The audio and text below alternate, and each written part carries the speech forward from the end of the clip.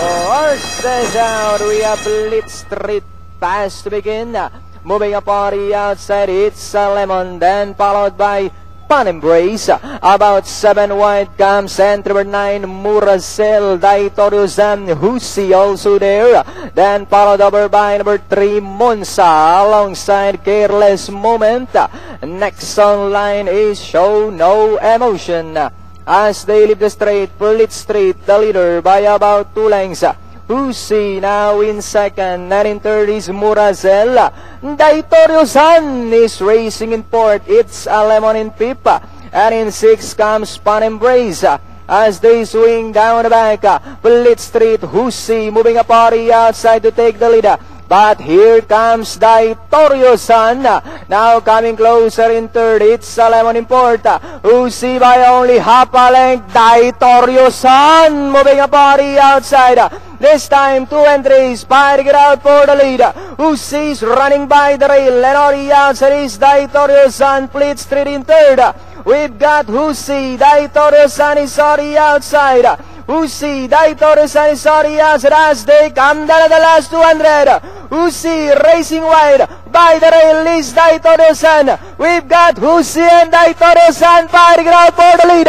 Husi, Daitorius moving up by the rail to grab the lead.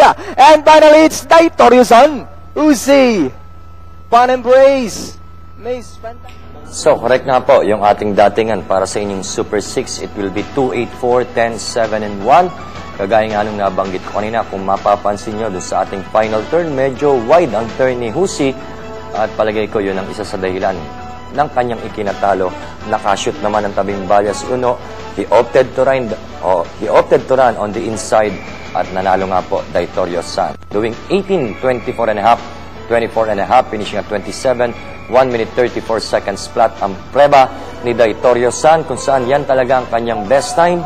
So, Daitorius remains unbeaten in 3 outings. Okay na rin ang timbang ni Uno. Medyo tinatanong pa ni trainer Donnie Sordan.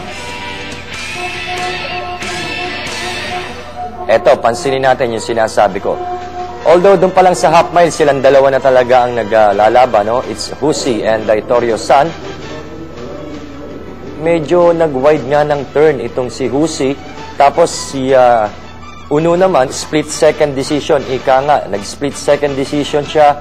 Itinakbo niya sa tabing balya. Itong si Daitorius, syempre nga naman, kung mapapasama pa siya dun sa pag-angat ni Husi, masyado ring magiging wide yung kanyang turn.